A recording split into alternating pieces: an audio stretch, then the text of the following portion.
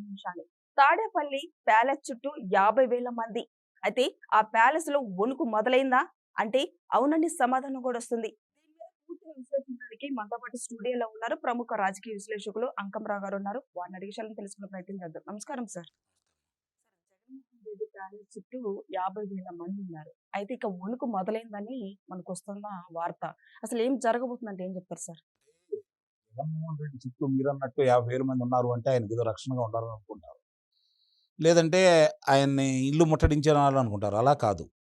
ఇక్కడ అమరావతి నిర్మాణం జరుగుతా ఉంది.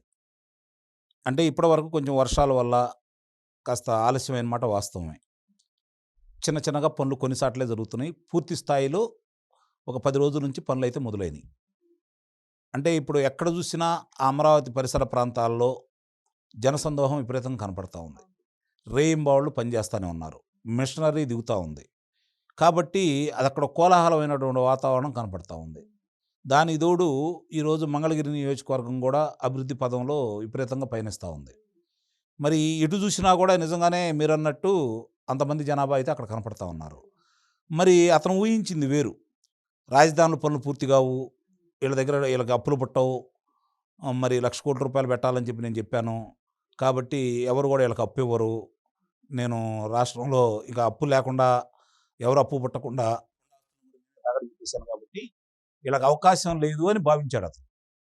కానీ దానికి విరుద్ధంగా కేంద్రం సహాయ సహకారాలతోటి అలాగే గ్రాంట్‌గా ₹15,000 ఇవ్వటం, ₹45,000 దాకా రుణాన్ని వాళ్ళు హామీ ద్వారా పొందటం. ఇవన్నీ కూడా అమరావతిలో వేగవంతంగా పనులు పూర్తి అవ్వడంతో పాటు క్వాంటమ్ వాలీ కావచ్చు, ఏఐ టెక్నాలజీకి సంబంధించినవి కావచ్చు, అలాగే మొన్న నిర్మలా సీతారామన్ గారి చేతులతో శంకుస్థాపన చేయబడినటువంటి జాతీయ బ్యాంకులో 15 కార్యాలయాలు కావచ్చు, 3 బీమా సంస్థల విషయాల్లో కావచ్చు, అక్కడ పనులు త్వరితగతిన పూర్తయ్యే విధంగా వెళ్ళిపోతా ఉన్నాయి. ఇంకో పక్కన చూసుకుంటా ఉంటే గతంలో 2018లో మొదలుపెట్టి చివరిదాకా చేసినటువంటి పనులకు సంబంధించి ఏదైతే 90%, 80%, 70% పూర్తయినటువంటి భవనాలని వాళ్ళు పాడుపెట్టించారో, ఇప్పుడు ఆటిని మళ్ళీ తిరిగి అన్ని పనులు చక్కదిద్దుకొని గృహప్రవేశాలకి రెడీగా సిద్ధం చేస్తూ ఉన్నారు. అట్లాగే ఒకేపు నుంచి రహదారులు చూసుకుంటా ఉంటే మొన్నటిదాకా సీడ్ యాక్సెస్ రోడ్డుకి ఇబ్బందికరంగా ఉన్నటువంటి కొంతమంది రైతులు కూడా ఈరోజు ముందుకొచ్చి ఇవ్వడంతో పాటు ఆ యొక్క ఆటంకం కూడా తొలగిపోతూ ఉంది. అలాగే రెండో దశ పూలింగ్ కూడా 7 గ్రామాల రైతులు కూడా ముందుకొచ్చారు. ఇలా పనులు ఒకదాని వెంట ఒకటి జరుగుతూ ఉన్నాయి. ఇది వాళ్ళు ఊహించల. రెండోది పోలవరం. అలాగే విద్యుత్ సమస్యలు లేకుండా పెట్టుబడులు ఇవన్నీ కోలాహలంగా వస్తూ ఉన్నాయి. ఇవి వచ్చే క్రమంలో అందుకే నాకు తెలిసినంత వరకు జగన్మోహన్ రెడ్డి తాడేపల్లిలో ఉండటం ఇష్టం లేక బెంగుళూరులో ఉంటున్నాడని అయితే నాకు అనిపిస్తూ ఉంది. ఇప్పుడు అతను ఎటు చూసినా జనం కనపడతానే ఉన్నారు. ఎటు చూసినా పనులు కనపడతానే ఉన్నాయి. మరి ఏం చేయాలో అర్థం కాని పరిస్థితి. దాన్ని ఆపటానికి ఈ ఏదైతే రుణాలు ఇస్తున్నాయో ఆ బ్యాంకులోకి మామూలుగా మెయిల్స్ పెడతానే ఉన్నారు. ఫిర్యాదులు చేస్తూనే ఉన్నారు. అలాగే పెట్టుబడిదారులకేమో ఇక్కడ రక్షణ లేదు మీకు. లాండ్ ఆర్డర్ సరిగ్గా లేదు. ఈ విధమైనటువంటి ఫిర్యాదులు కూడా వాళ్ళకి చేస్తానే ఉన్నారు. అయినా సరే దాన్ని ఎవరు పట్టించుకోకుండా వాళ్ళు వస్తూనే ఉన్నారు. మరి ఇట్లా వస్తున్నప్పుడు వాళ్ళ మాట కాదని ఇన్ని పనులు జరుగుతూ ఉంటే ఎలా తట్టుకోగలరు ఆళ్ళు? రెండోది ఈ పనులన్నీ పూర్తయిపోతే ఏమీ లేనప్పుడే మామూలుగా వాళ్ళు చేసిన వినాశనాన్ని దృష్టిలో పెట్టుకొని 11 స్థానాలు మాత్రమే ఇచ్చినటువంటి ఇదే ప్రజలు రేపు ఇయన్నీ గనక ఈ కూటమి ప్రభుత్వం పూర్తి చేస్తే కనీసం నా స్థానం నేనైనా సరే పులివెందులో గెలుస్తానా? మొన్న చూస్తా ఉంటే డిపాజిట్ కూడా పోయింది జిల్లా పరిషత్ ఉప ఎన్నికల్లో జడ్పీటీసీకి సంబంధించి. మరి రేపు నా భవిష్యత్తు ఏంది అని చెప్పని ఒక రకమైనటువంటి డోలాయమానంలో వాళ్ళు ఉన్నారనేది వాస్తవం. వాళ్ళ శ్రేణులు కూడా దీన్ని దృష్టిలో పెట్టుకొని ఏదో విధంగా రాష్ట్రంలో అరాచకాన్ని సృష్టించాలని చెప్పని ఆయన పుట్టినరోజు నాడు ఏం చేశాడో చూస్తూనే ఉన్నాం. అలాగే వాళ్ళు మాట్లాడే మాటలు, రెచ్చగొట్టే విధానం, అట్లా ఎక్కడికక్కడ ఘర్షణ వాతావరణం, ఇంకా వాళ్ళే అధికారంలో ఉన్నట్టు వాళ్ళు ప్రవర్తిస్తున్న తీరు, నిజంగా వస్తారేమో అని చెప్పి భ్రమ కల్పించేలాగా వాళ్ళకి సహాయ సహకారాలు అందజేస్తున్నటువంటి అధికారులు ఇప్పుడు కూడా ఏ విధంగా సహాయ సహకారాలు అందజేస్తున్నారో చూస్తున్నాం కాబట్టి ఇవన్నీ కూడా కళ్ళ ముందు కనపడుతున్నాయి కాబట్టి మళ్ళీ మనకి భవిష్యత్తు లేదు. మన రాజకీయ పార్టీగా మనం మళ్ళీ ముఖ్యమంత్రి అయ్యే పరిస్థితి కనపడట్లేదనే అనుమానం జగన్మోహన్ రెడ్డితో పాటు వాళ్ళ శ్రేణులకి ఎప్పుడో వచ్చింది. దాన్ని ఇంకా వాళ్ళ రాజకీయ అధికారంలోకి వస్తాం. ఇక మిగిలిన శ్రేణులు కూడా ఎక్కడ జారుకుంటారో, అధికారులు ఎక్కడ వ్యతిరేకంగా మాట్లాడి గతంలో జరిగినటువంటి కుంభకోణాలన్నిటికీ వాళ్ళు అప్రూవర్గా మారేసి ఎక్కడ సాక్ష్యం చెప్తారో, కాబట్టి మళ్ళీ మేమే అధికారంలో వస్తున్నాం అనే భ్రమలు కల్పించాలన్న ఉద్దేశంతో 2014 నుంచి 2019 వరకు మనం చెప్పిన అబద్ధాలు నమ్మారు కాబట్టి ఈ తడ కూడా నమ్ముతారనే భ్రమలో వాళ్ళుండి వాళ్ళ శ్రేణులు కూడా అదే మాయలో పెట్టారని అయితే నేను చెప్పగలను. ఇప్పటికి వైసీపీ అదే భ్రమలోనే మాట్లాడుతున్నారు. నెక్స్ట్ అధికారంలోకి వస్తాం, నెక్స్ట్ అధికారంలో ఇదంతా గెలుస్తాం, గెలుస్తాం. ఇదంతా ఒక పక్కన పెట్టేసారు. ఇప్పుడు ఎమ్మెల్సీ అనంతబాబు ఉన్నారు. ఆయనకి ఇంకా ఉచ్చు బిగించబోతున్నా అనిపిస్తుంది.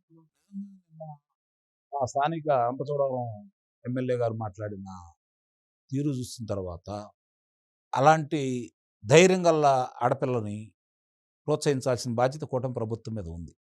ఆమె చాలా విషయాలు కూలంకుషంగా అనంతబాబు చేసినటువంటి దౌర్జన్యాలు కావచ్చు, దోపిడీల గురించి కావచ్చు, మొహమాటం లేకుండా నిర్భయంగా అతను మాట్లాడిన దానికి నేను కనుసైగ చేస్తే నువ్వేమవుతావో చూసుకో అని చెప్పని మాట్లాడిన దానికి ధీటుగా సమాధానం ఇచ్చింది. అలాంటి వ్యక్తుల్ని ప్రోత్సహించేసి ఆ అమ్మాయికి అండగా నిలబడి అనంతబాబు చేసిన అన్యాయాలు, అక్రమాలు ప్రత్యక్షంగా కనపడతానే ఉంది కదా అతను చేసినటువంటి హత్య. సరైన దిశగా ముందుకెళ్ళేసి అతనికి శిక్షిస్తే నిస్సందేహంగా కూడా చాలామందికి ఒక గుణపాఠం అవుతుంది అది. ఇప్పుడు వాళ్ళందరూ కూడా అదే ధైర్యంతో ఉన్నారు. అనంతబాబుని ఏం చేయలేదు, అలాగే రోజాని ఏం చేయట్లేదు, రజనీని ఏం చేయట్లేదు, ఇలాంటి వాళ్ళందరినీ ఏం చేయట్లేదు కదా. మనం ఏం మాట్లాడినా ఏమవ్వదు. కాబట్టి మన శ్రేణులను మళ్ళీ మనం వాళ్ళు నిర్భయంగా మళ్ళీ మన పార్టీకి కొమ్ముగాయాలి అంటే ఈ విధంగానే రెచ్చగొట్టాలి. లేదంటే మనం ఆందోళన పిలిపిస్తే వాళ్ళు వచ్చి ఇలాంటి విధ్వంసం చేస్తే వాళ్ళని పోలీసులు తీసుకెళ్ళి వాళ్ళైనా బాణీలో వాళ్ళకి ట్రీట్మెంట్ ఇస్తే వాళ్ళు చచ్చినట్టు మన ఎమ్మటే ఉంటారు కదా. కాబట్టి రెచ్చగొట్టి వాళ్ళని జైల్లో కూర్చోబెట్టాలనే ఉద్దేశంతో వాళ్ళు అలానే ప్రవర్తిస్తున్నారు.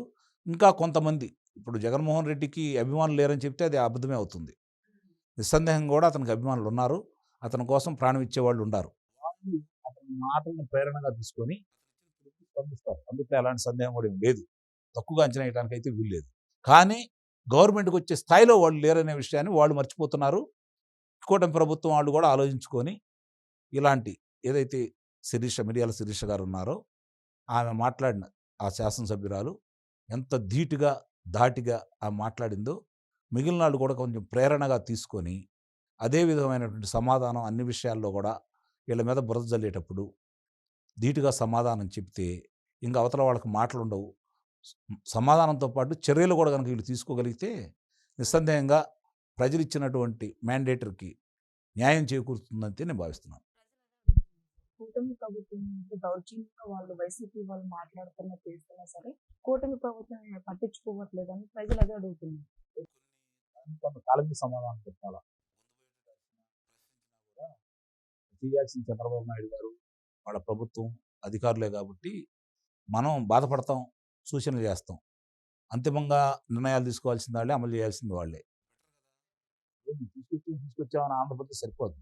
అది గ్రౌండ్లో అమలు చేయాలి. తద్వారా వాళ్ళు అనుకున్నట్టు అది పూర్తి అవ్వాలి. అప్పుడు ఈ ఏదైతే ఆంధ్ర రాష్ట్ర యువతతో పాటు దేశ విదేశాలకు సంబంధించిన వాళ్ళందరూ కూడా ఉద్యోగాలు దొరుకుతాయి. వాళ్ళు ఇక్కడే ఉంటారు. వీళ్ళు అనుకున్నట్టు ఇప్పుడు 16 లక్షల మంది చిల్లర ఇవన్నీ పూర్తయితే 16 లక్షల మంది చిల్లరకి ఉద్యోగాలు దొరుకుతాయి. చంద్రబాబు నాయుడు గారు 20 లక్షల నుంచి ఇప్పుడు 50 లక్షలకు పెంచుకుంటూ వెళ్ళిపోయాడు ఆయన. అంటే ఆయన ఇంకా చాలామందితోటి మాట్లాడి ఉన్నారు కాబట్టి వాళ్ళు కూడా వచ్చి ఇక్కడ గ్రౌండ్ అయితే ఆయన అనుకున్నట్టు 30-40 లక్షల మందికి ఉద్యోగాలు రావచ్చు. అప్పుడు ఒకసారి ఆంధ్రప్రదేశ్ని ఊహించుకోండి. జీఎస్టీ రూపేణా కావచ్చు, పన్నుల రూపేణా కావచ్చు, రేపు వాళ్ళు ఇక్కడ కార్యకలాపాలు చేసుకుంటూ ఉంటే అద్దెల రూపేణా కావచ్చు, ఏ విధంగా ఉంటుందో ఒకసారి ఊహించుకోండి. అది జరగాలని మనం కోరుకుందాం. అది జరగాలి అంటే ఇలాంటి వాళ్ళని కట్టడి చేయాల్సిన ఆవశ్యకత అయితే నిస్సందేహంగా కూటమి ప్రభుత్వం మీద ఉందని అయితే నేను భావిస్తున్నాను.